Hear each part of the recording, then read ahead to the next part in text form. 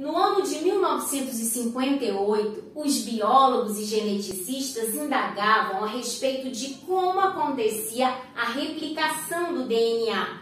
Então, haviam três hipóteses acerca de como acontecia: a hipótese conservativa, a hipótese semiconservativa e a hipótese dispersiva.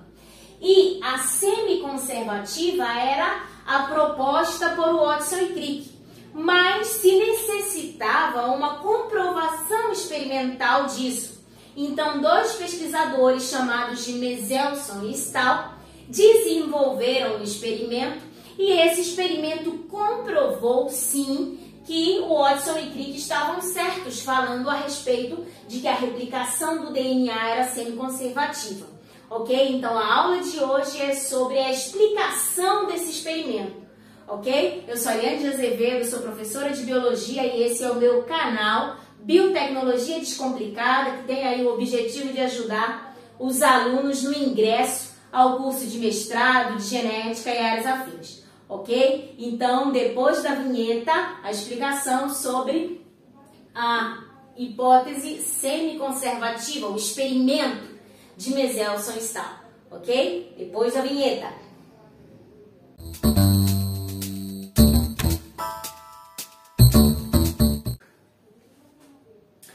Então, meus queridos, em 1958, os pesquisadores, aí, os geneticistas, biólogos, eles indagavam como que acontecia a replicação do DNA. E acontecia que eles tinham três hipóteses a respeito disso. Eles tinham a hipótese conservativa, a semiconservativa e a dispersiva. E de que se trata cada uma delas? A conservativa diz que o DNA parental se conservava e servia de modelo para dois outros DNAs filhos, né? Dois outros DNAs novos, completamente novos, ok? A semiconservativa foi aquela proposta por Watson e Crick, que dizia que para as novas moléculas de DNA sintetizadas, sempre havia um polinucleotídeo parental e um polinucleotídeo completamente novo para as duas filhas, os dois DNAs filhos, as duas moléculas novas e sintetizadas. Elas não eram completamente, na semiconservativa, não são completamente novas. Um polinucleotídeo é o polinucleotídeo parental, que serve de molde para uma nova molécula, um novo polinucleotídeo sintetizado, novo e sintetizado. Por isso, semiconservativo. Conserva uma e a outra é nova, das duas moléculas de DNAs novos, ok? E a dispersiva? A dispersiva tem a hipótese, tem metade, parte, trechos, né? Pedaços de DNA novo, pedaço de DNA parental, pedaço de DNA novo, pedaço de DNA parental, ok? Dispersiva. E aí, tiveram, claro, para responder essa indagação, para responder isso, eles tinham que fazer um experimento, né? E esse experimento tinha que comprovar qual dessas três era a forma que o DNA se replicava. Então, dois jovens pesquisadores, Meselson e Stahl, desenvolveram um experimento, criaram aí um experimento que comprovou isso. E agora a gente vai ver como foi que eles desenrolaram esse experimento. A primeira coisa, a chave, né, que eles pensaram como era que eles iam fazer o experimento, a chave foi que eles disseram: vamos fazer o seguinte, a gente vai fazer com que o polinucleotídeo parental, os nucleotídeos da molécula parental de DNA, seja diferente aos nucleotídeos que irão se parear. Olha só, então as moléculas parentais, as moléculas de DNA parentais, tinham que ter nucleotídeos com densidade diferente da dos novos nucleotídeos que iam se parear. Olha a sacada, queridos. Isso aí foi uma sacada que aí depois lá ajudou. Mas como eles iam fazer? Marcando molécula, marcando aí um determinado elemento para que pudesse depois verificar a densidade das moléculas. Foi esse o trabalho, né? Efetivamente o trabalho que eles desenvolveram. Então vamos lá, como foi que aconteceu? Passo a passo, viu? Então, a primeira coisa foi que eles usaram a nossa querida E. coli, né? A gente sabe que a E. coli aí está bombando, sempre foi, nos experimentos científicos. Então, o que eles fizeram? Eles prepararam um meio de cultura e nesse meio de cultura colocaram a E. coli ali para reproduzir, né? Enriqueceram esse meio de cultura com um isótopo N15, o nitrogênio normal é N14 e o isótopo N15 é um nitrogênio pesado, mais pesado em relação à densidade. Para esse experimento aqui foi fundamental, foi o que marcou a molécula de DNA, ok? Então, pegaram a E. coli, colocaram a E. coli no meio de cultivo, de cultura, enriquecido em isótopo de nitrogênio 15. E. coli no meio de cultura, casa, comida e roupa lavada, a E. coli vai fazer o quê? Reproduzir. Então, aconteceu aqui a reprodução da E. coli.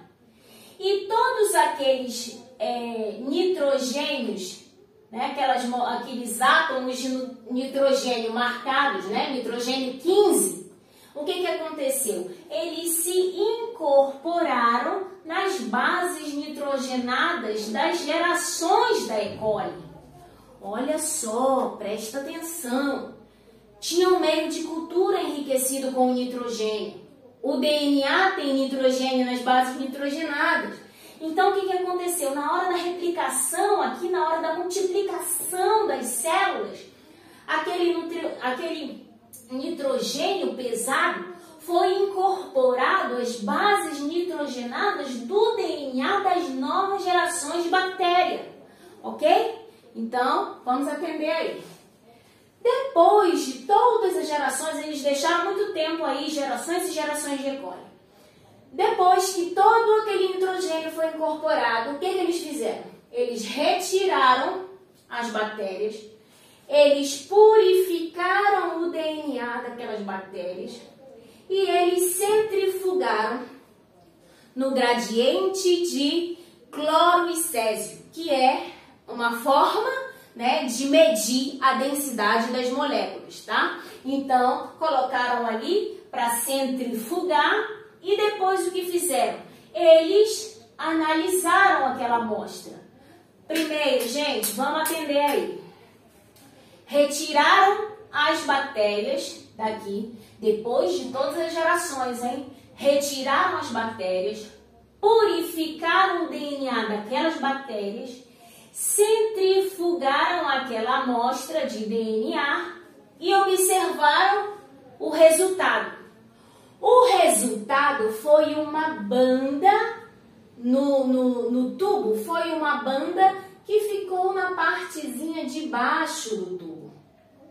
Ou seja, aqueles DNAs que foram purificados estavam pesadinhos, beleza? Ok. Segunda parte aí, a segunda parte do experimento. Então, pegaram grupo de células aqui, pegaram um grupinho de células aqui de E. coli que estava com o nitrogênio 15. Vamos pegar aqui um pouquinho de E. coli que estava no nitrogênio 15 e vamos colocar no meio de cultura enriquecido com N14, com nitrogênio normal, ok? Então, o que aconteceu? E. coli no meio de cultura reproduz. Então, ela reproduziu meio de cultura enriquecido com N14, a E. coli reproduziu. E o que eles fizeram? Pegaram aquela primeira geração de E. coli, a primeira geração, e fizeram todo aquele procedimento anterior. Pegaram a E. coli, a primeira geração, retiraram daqui do tubinho, purificaram o DNA e depois centrifugaram, ok? Depois da centrifugação, observaram o tubo e o que identificaram? Identificaram um tubo, identificaram uma banda intermediária, uma banda que não estava nessa altura, que estava um pouco mais em cima do tubo, ok? Então, essa era uma banda intermediária, ok? Intermediária. Isso quer dizer o quê? Quer dizer que aquelas bactérias que entraram tinham o seu DNA parental. O seu DNA parental era o quê? Estava marcado com o quê? Com o N15, com o N pesado, ok? Com o N pesado. E quando ela foi lá para o meio de cultura e deu origem à primeira geração, o DNA daquela primeira geração tinha o quê?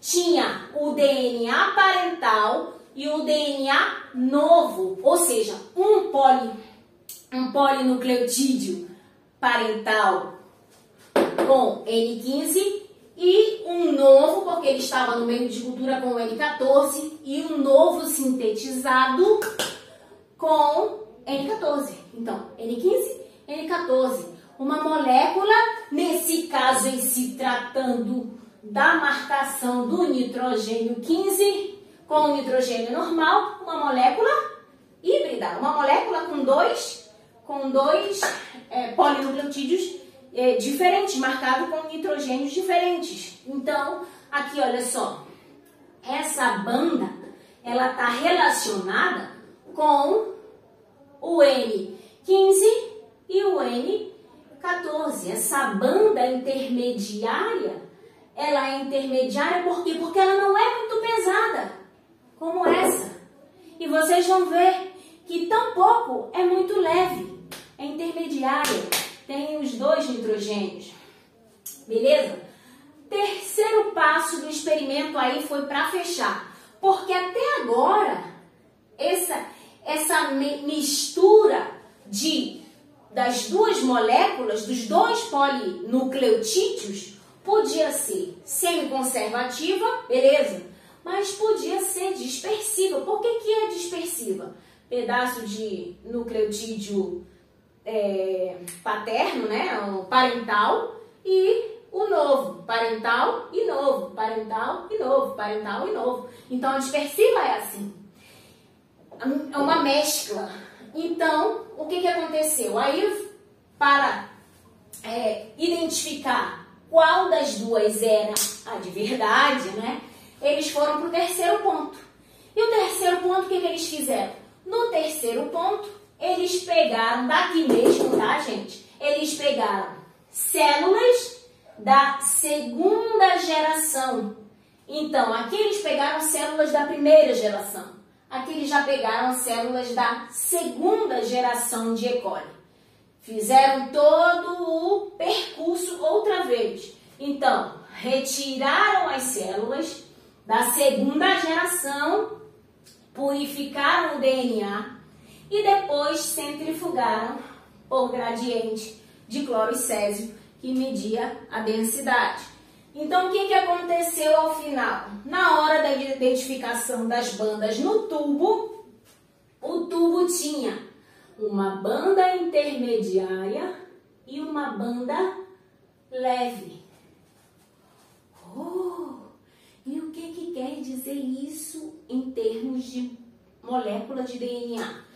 Quer dizer que aquela molécula intermediária, né, aquela molécula intermediária daquelas células da primeira geração, tinha um polinucleotídeo N14 e um polinucleotídeo N15, porque o DNA é composto por dois polinucleotídeos, ok?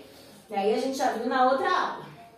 Então, aí na hora de acontecer a replicação do DNA, pegar meu pincelzinho aqui, então, na hora de acontecer a replicação, essas duas moléculas, esses dois polinucleotídeos, vão abrir aqui e cada parental desse vai servir de molde para as novas moléculas de DNA, ok?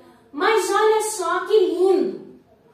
As bactérias estavam no meio de cultivo, no meio de cultura enriquecido em nitrogênio 14. Então, elas iam utilizar o nitrogênio 14 lá nos seus nucleotídeos, ok? Então, olha só, aqui, essas moléculas aqui da primeira geração, que vão dar origem lá à segunda, abrem aqui, as moléculas parentais abertas vão servir de modelo para a nova sintetizada, essa daqui vai servir de modelo para uma nova, essa nova está no meio de cultura N14, então vai gerar essa nova molécula de DNA leve, completamente formada de N14, e essa outra que era lá daqui, né, parental daqui, vai acontecer o quê? Vai ser molde e vai servir para uma nova. Mas a nova vai ser o quê? A nova formada vai ser N14, porque essas bactérias aqui, né, essa da primeira geração, estavam imersas no meio de cultura com N14. E a de segunda geração também, ok? Então, essas de segunda geração, o que aconteceu? Produziu uma banda intermediária e uma banda mais leve por esses fatores aqui. Aí, o que aconteceu com isso? Com essa conclusão, que a dispersiva já não é mais, né? Por quê? Porque aqui tão perfeitamente, essa daqui essa daqui é essa daqui, né? Esse polinucleotídeo, essa banda são, né? Porque aqui é a banda mostrando várias moléculas, né? Então, mostrando esse polinucleotídeo híbrido, né? Formado tanto com o N14 como o N15, abriu, serviu de molde, esse parental aqui serviu de molde para umas novas filhas, e essas novas filhas estavam no meio de cultura N14, então essa daqui que era N14 foi formado N14 com N14, e essa daqui que era N15 foi formada N15 com N14. N15 com N14, eu entendo que vocês estão aí atendendo, né? Então, N15 é aquele mais pesado e o N14 aquele nitrogênio mais leve, por isso que essa bandinha ficou mais leve, a bandinha intermediária e a bandinha mais pesada. Ok, queridos? Eu espero que vocês tenham entendido. Então, essa foi a comprovação de que a replicação do DNA é semiconservativa. Ok? Então, por nada, se vocês gostaram aí, se eu ajudei, coloquem aquele curtir, aquele gostei, se inscreva no canal. Me sigam aí nas redes, né, no Instagram, que eu sempre estou colocando matéria nova e matéria relacionada às aulas do YouTube, enfim. Ok, meus queridos? Por nada, um beijinho, que a força esteja com vocês. Tchau!